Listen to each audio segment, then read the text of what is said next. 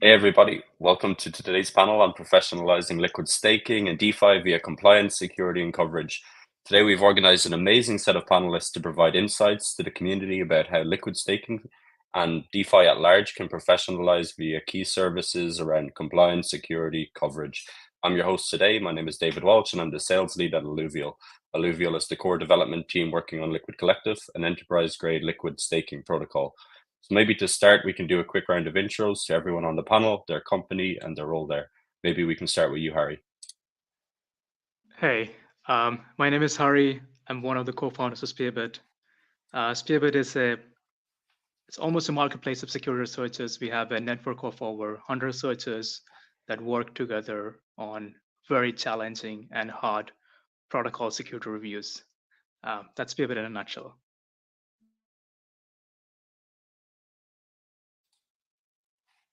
Good to meet you, Harry. Maybe we can go with Matt next. Yeah, Matt Leisinger, one of the co-founders and lead product at Alluvial, where we're building enterprise-grade liquid staking protocol in Liquid Collective. Good to meet you again, Matt. Maybe Marcus. Hey, I'm Marcus. I'm the co-founder of Violet and Morph. Violet is providing compliance as a service for protocols, and Morph is the first real asset-focused, fully compliant DEX out there, also focusing on compliant crypto-native assets like different liquid staking solutions. Good to meet you, Marcus. And Hugh? Yeah, hey, Hugh Karp. I'm the founder of Nexus Mutual. We're a decentralized alternative to insurance, and we provide things like smart contract risk coverage and slashing risk coverage and things like that. So I'm trying to help out on the risk management side of things. No, great to meet you all, guys, and thank you very much. Now that we're all well acquainted, I guess we can get straight into the questions. Maybe starting with you, Matt. At Alluvial, as we mentioned, our team supports the development of Liquid Collective, an enterprise-grade liquid staking protocol. So in your opinion, why is there a need for enterprise-grade liquid staking, and what are some of the top factors driving the professionalization of liquid staking in general? Yeah, thanks, David. It's a good question. I think at the heart of it, there's really two factors that are driving this. One, we're seeing a ton of growth in liquid staking. This is a sector that's grown 300% over the last year in a bear market. So certainly institutions, enterprises are taking note. One of the other pieces is that we're seeing a ton of large entrants come into the space. So we're seeing the likes of BlackRock move forward with ETF applications. And generally a pattern that we see is, these institutions start with investment in Bitcoin or Ethereum. They learn a little bit about Ethereum and they know that they can earn rewards by simply staking their assets to secure the network. And so what liquid staking allows these institutions that generally require capital efficiency, they can maintain their liquidity while earning their rewards. And so these institutions, though, they have really strict requirements when it comes to compliance and security. And so everything from KYC, AML requirements, due diligence standards, counterparty risk, and transparency. And so there's not many liquid staking platforms that meet these needs right now. And so with Liquid Collective, what we've focused on has been designing specifically for these regulatory compliance and security requirements. So we've done things like implement KYC, AML checks on all users and operators in the protocol. We're utilizing Exeger, one of our partners, to help with that due diligence process. On the security side, we've partnered with Coinbase Cloud, Figment, and Stake, who all run in our enterprise-grade node operator set. And I'm sure some of the other folks on the panel will opine on this, but slashing coverage, which Hugh, I'm sure we'll get into. We partnered with Nexus Mutual on a great coverage plan there. And as far as security audits, we make sure that we're partnering with the top teams there. Spearbit's one of those teams to ensure that our smart contract code is secure. So we're taking a lot of different steps here to ensure that we're meeting some of these needs of new entrants into the space so that we can be well positioned as they arrive. Absolutely, and they're beginning to arrive, that's for sure. And for you, Marcus, I guess Violet is a relatively new company in this space focused on building a compliant DeFi ecosystem. How have you seen the demand for a compliant DeFi participation change over time? And where is the majority of that demand coming from?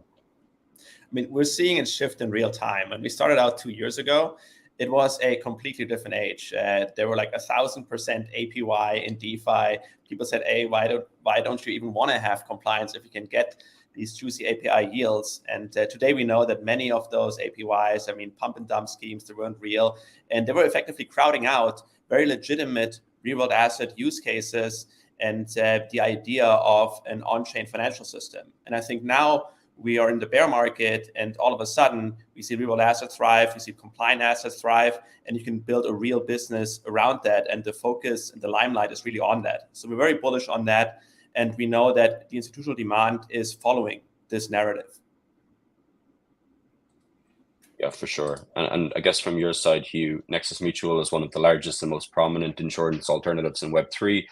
Like, why are protocol cover and slashing cover important for enterprise grade Web3 offerings? And what are some of the barriers to accessing cover on crypto participation today? Yeah, I think one thing that if we step back, like the participants in DeFi and crypto have been pretty like kind of risk on. People are happy gambling and all the rest of it. That's so far, and we're kind of on that cusp where the next wave of users, whether they're enterprises, institutions, or themselves, or them doing it on behalf of retail users at the back end, their risk requirements are much different. Their standards are much higher on a whole bunch of different aspects, risk and security being one of them. And so I guess what we're trying to do here is provide that coverage and protection layer for the next wave of DeFi users and entrants. And obviously, like protocol cover, it's about covering the smart contract type risk. Slashing cover, it's about covering the potential for slashing on staking networks. And so those are kind of the two core risks that often it's very hard to get coverage from traditional insurance players, etc. Obviously, we're kind of crypto native. We've been here for a while. We kind of understand those risks really well. In terms of adoption, I think one of the key things to make this really work well is where the coverage is actually embedded within the core product.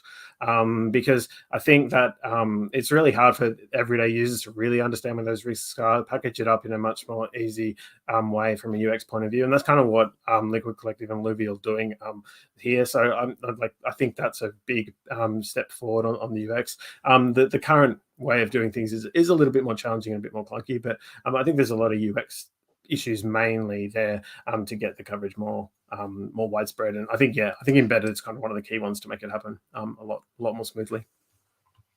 For sure, I guess it's something that we're all working on as well to try to get there. And for you, Harry, I guess Spearbit is a major security audit firm in the space with an innovative model and deep roots in the Ethereum ecosystem.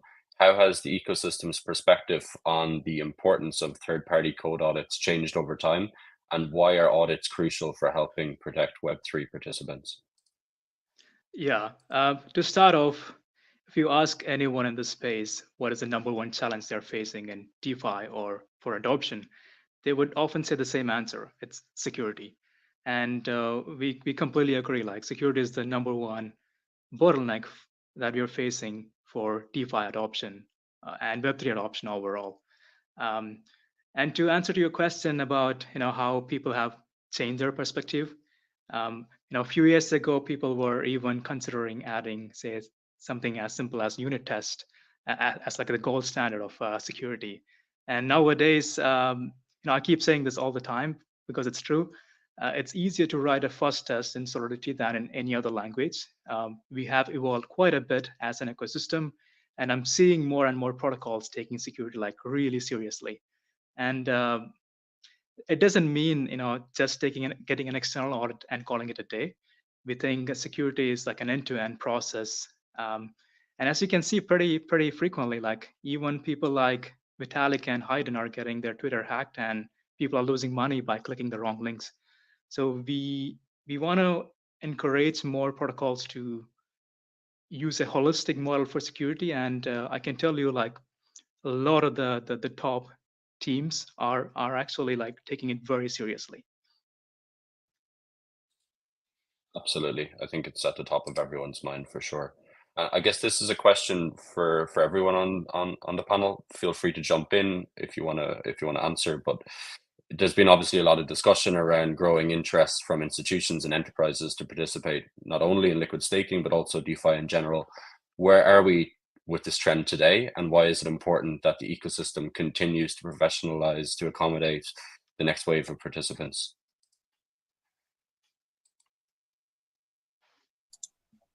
I'm happy to jump in here to start things off. So yeah, I think we're further along than we were a year ago, but we're still kind of in the beginning phase here. And I think there are a few reasons that are driving that. Certainly, the regulatory atmosphere has kind of bifurcated the market into US and everyone else. But a lot are still pushing forward in spite of this. They still want to learn and kind of push forward. And what they're trying to do is operate in a compliant, regulated manner, and kind of read between the lines where maybe regulation has not yet been, or laws haven't been defined.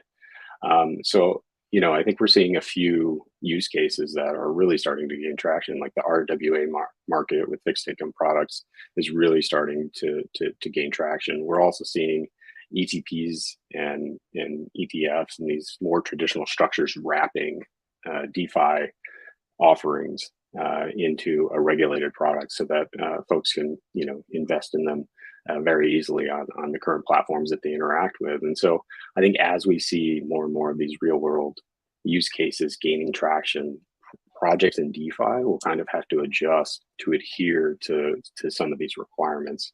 And those that can will continue to take market share in a market that's candidly multiples larger than the one that we're in today. We see a clear ladder in terms of customer demand. So on the family office side, there's just continuous demand, and they're not really leaving the sector if they're already in. Obviously, with institutions, I think the timeline has probably shifted like 1 or 2 years just following the FTX fallout. So there's a clear loss of trust, and now we got to do our best to combat that and to find renewed trust in DeFi. Yeah, I agree with those comments, but I think the other thing I'd add is like that the whole yield environment has shifted massively. Like you used to be able to get the whole yields in DeFi used to be like great. I mean, obviously there's the stupid stuff, but there's really good stuff in the middle there as well. But like the yields collapsing and treasuries going up has just mean it's harder to allocate on a risk adjusted basis. Like doesn't make sense anymore. And so I think that's caused a slowdown as well. But with this like real world tokenization and stuff, perhaps you can start bringing those treasury yields back on chain and other things as well. And so then all of a sudden becomes quite interesting again. And once you get that real world adoption happening, in particular, that drives staking yields higher because it boosts up the usage of the platforms and stuff, and then that can create a nice positive kind of reinforcing cycle and stuff. So I think there's a lot of potential there, but yeah, it does feel early stages, but I think it does feel like it's trending in definitely the right direction. And maybe I want to answer from a different perspective. As someone who runs a validator myself in my own network, it's a bit of a pain to like get all the things right, and you have to make sure your network is always live. I still end up missing some blocks, and it's pretty obvious to anyone who has actually run the validator themselves that doing this at scale is pretty difficult. Very few people can actually do this. And yeah, it's very clear to me why enterprise-grade staking is a hot topic right now. For sure, absolutely. And from your perspective, Marcus, what are some of the biggest challenges in developing a compliant DeFi ecosystem? And what is your team working on to overcome that? I mean, two of the biggest challenges, number one is how to map privacy preserving compliance. And number two, how do you stay compliant in 195 jurisdictions? So on the privacy preserving compliance side, that's what Violet is basically doing. We're able to create a TradFi level compliance environment with proper geofencing and know your transaction checks, and obviously KYC, KYB, credit investor check, without any PII leakage. We're fully GDPR compliant, so we can use cutting edge technology like verifiable credentials and zero knowledge proofs to really have proper compliance on chain, but without any privacy leakage. And I think that's what we're looking forward. Now, the other side, on the other side, programmable compliance, that's what really Morph is with this compliant real asset focused DEX. We're allowing like fully customizable programmable compliance controls on the pool level, such that you can say, hey, you know what, in the US, we can only offer this product to accredited investors, not at all. And in Europe, maybe to everyone. And then in South Africa, only to this investor class. And that's the kind of sophistication that asset issuers need to create a global product from day one. Yeah, and I highly recommend everybody to go check out Mov. It's an amazing product. I've been looking into it in the last few days myself.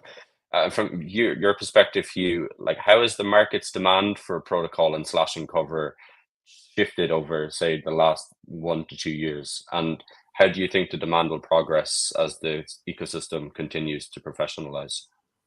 Yeah, so I think it's fair to say it's dropped quite materially, mainly because the yields have dropped. And so a lot of the stuff that that we've been focused on has been where someone could earn like, 10, 15%, take a 2 to 3% off, and then their net yield, 2 to 3% off to buy for the cost of coverage, and then the net yield has been really positive.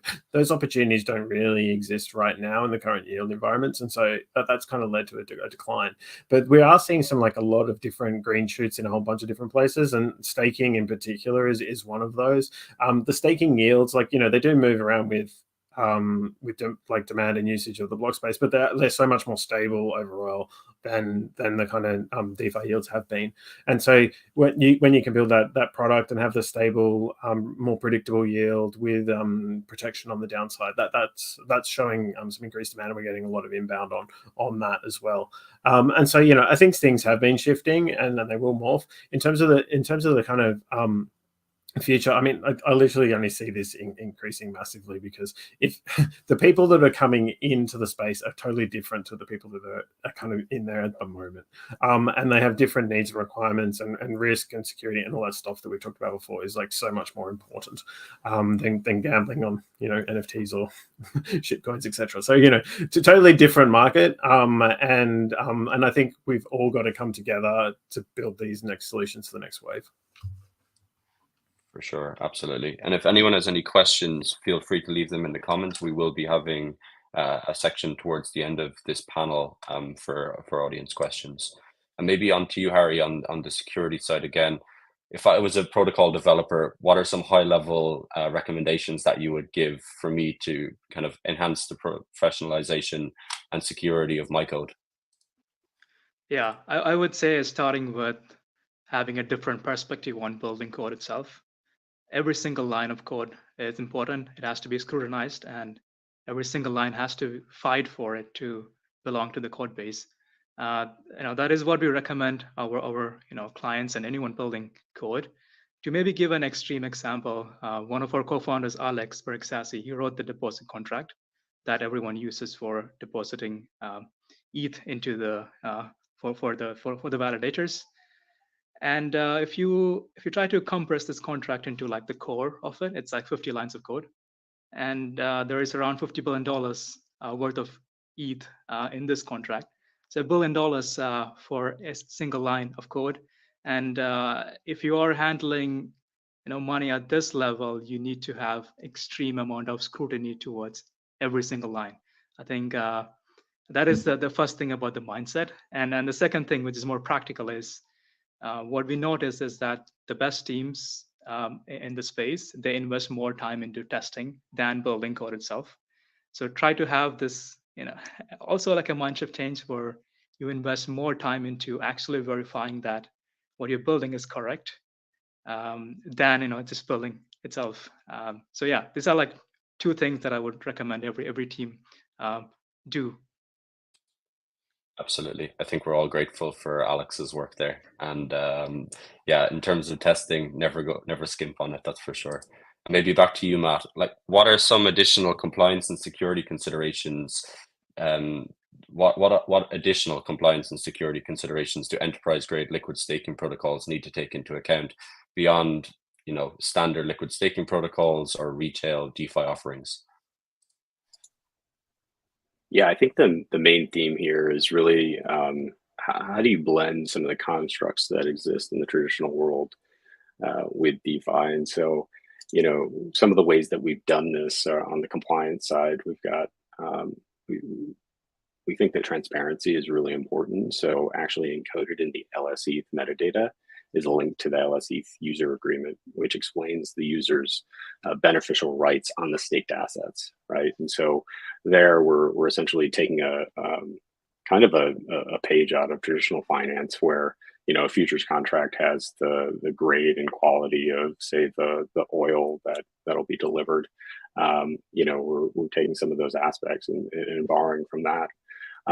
You know, on the security side, we are working to blend in SLAs to what we're doing, right? And so we've been working with Rated on open source validator performance and security standards to ensure that our node operator set is performing at a specific level, and we mitigate the risks accordingly as well. And so we're setting benchmarks and performance there that eventually will have SLAs around. And so another example of how we're bringing some of the things that exist in the traditional, more contractual, you know, real world into DeFi and blending those together. And then I would just say on the regulatory front, one of the things that I think is super important is to take part in any industry efforts to help define regulatory frameworks. So, you know, we're doing work with POSA to help ensure that we're pushing forward a regulatory framework around staking and liquid staking. I think, you know, these are the types of things that we can do to narrow that gap and make these use cases a real thing for those that are entering the space. Yeah, absolutely. I think there's been amazing work done over the last year with everything that we're working on. Another one for the panel, what are some future trends and innovations that you expect to further the professionalization of liquid staking, or just generally for DeFi? And what does the ecosystem need to get there? I'll jump in a little bit. I think like regulatory clarity, like there's a whole bunch of these things, but like regulatory clarity is kind of one of them. Like people don't want to take the chance for the yields that are on offer at the moment without a bit more certainty in a bunch of places. Obviously security and transparency, so security and risk and that type of is a point as well. But like I think one thing is like, we need to be around for a bit longer. There's kind of this Lindy effect. It just needs to be there for a certain period of time before people start getting comfortable with it and all the rest of it. But I also think that crypto and liquid staking and stuff has a massive benefit here because we have the much higher levels of transparency and people can see through it, and so they can gain the trust a lot faster. And so, you know, I think we're all doing the right things and walking on the right path, and it's all kind of coming together. But it just does take some time to build confidence with the next wave of users. And like you have to tick the boxes on a whole bunch of different aspects, and working through them all in tandem together. Kind of, we'll get there. It just takes a little bit of time, I think.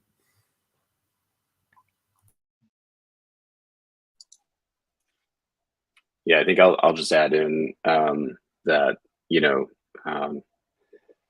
on the regulatory front, I think that's like an externality that certainly would get help, as I mentioned. But I think things that you can do now as a project are really focus on some of the things that you see in the traditional finance world, where, you know, a big bank and their due diligence checklist. There are a lot of policies and a lot of work in there. It's easy to kind of like, you know, say that you're institutional. It's a whole other thing to deliver on that promise. And so to ensure that you've got some of the policies and procedures in place to really handle that is a whole different story. And that's one of the things that we're consciously focused on at Alluvial and Liquid Collective. Yeah, I'm very bullish on new assets where crypto and I guess like blockchain technology can really add value. For instance, crypto native bond issuance. Everyone knows that bond issuance in TradFi, it takes long, settlement, it's expensive. And yeah, blockchain technology can basically help to make this a lot leaner and more cost efficient. On the other hand, just hoarding real assets on chain that you can already get very cheaply in TradFi, for instance, T-bills. I mean, there's a clear ceiling to that. It might be attractive to the crypto natives, but not so much to the institutions that we're targeting because they can already get it in TradFi for super cheap. I want to maybe add something that I'm quite excited about in the liquid staking space. The Ethereum protocol, it's not technically designed for liquid staking. So what the protocol's building on top for liquid staking, they have to often introduce some trusted actors to support it. As Matt and Hugh already mentioned, there are some SLAs and legal agreements with some of these actors. What I would be very interested in seeing is if you can minimize some of these trust assumptions using maybe like ZK proofs to bring validator performance on chain and things like that. I'm very excited about it. I already see a lot of people working on it. I think they would be very relevant as we move forward. Absolutely, some great insights there. We do have one audience question that I'd like to put to the group. So it's from MF Nelson, and it's around ETFs. So there's a lot of convo going around US ETFs driving a new wave to DeFi. How does this compare to a global scale? Will US ETFs move the needle, or is professionalization already happening elsewhere? I'm happy to jump in and take that one. Yeah, I think what we're seeing in Europe and in Canada already with ETPs is a little bit of a signal. I mean, that market is quite large. I think it's like 33 billion in size. And so, and I think the US market, if a spot ETF is approved, I do believe that that would be a turning point. But I think we're already kind of seeing this play out in other markets. But I do think this will certainly move the needle because, the second that a spot ETF for ETH is approved, the first thing that they're going to want to figure out is how to stake that, right? And the next thing that they're going to want to do is think about the liquidity requirements because ETFs generally have redemption periods that are daily. And so to be able to manage that with a liquid token is so much easier than maybe staking that. So I think we're going to see a lot of demand kick up once we see this move across the finish line. Yeah, I would only caution.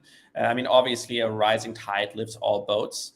But if you look at the current ETH price compared to the alts, like the underlying DeFi primitives, the alts are still pretty much down.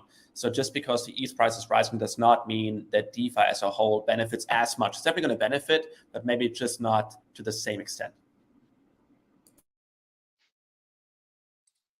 Absolutely. And we do have a 1 minute or maybe for one more audience question, which is quite interesting. Again, from MF Nelson, but interesting insight from Marcus on the differences seen between family office demand and institutions at large. Any opinion on why trust was not lost with family offices the same way it was with instos? Yeah, it's all about self-selection. So the kind of family offices that we're talking about, they're the ones that self-selected going into DeFi. So they're already crypto native. Some of them already made their money with crypto, right? So when we're talking about family offices, not like the old white guy, but maybe like a 30-year-old that got rich off Bitcoin in the first place. And then many of the institutions that went into crypto, I talked to one, they're saying, oh, we're pulling out of Coinbase because our compliance person thought it's too risky. And, the people that think Coinbase is too risky, they're just very, very far away from any kind of DeFi engagement. Absolutely. Fully agree. I think that's all we have time for today, folks. Thanks to all of the panelists for taking the time to join us. Maybe to round off, you can each tell us your project links and where the audience can find you if they want to reach out. Maybe we can start with you, Marcus. You can check out Morph on morph.org and Violet on violet.co. Yeah, and for Nexus, it's nexusmutual.io. We've got Discord, forums, and a whole bunch of other different places to go to from there. And with Spearbit, we typically operate under, if you know, rules. And you can go to spearbit.com. It's a very simple HTML website, but you can also look at cantina.xyz. That's our new offering. It's a marketplace for security services. Yeah, Hari, we know. So thank you for that. Yeah, as far as Alluvial, that's at alluvial.finance, and then Liquid Collective at liquidcollective.io. Thanks for the chat today, guys. Great. Thank you very much, all. Much appreciated. Again, hope you enjoyed the panel. Keep an eye out for some more content that we have in the pipeline over the next coming weeks and months. But until next time, see you then.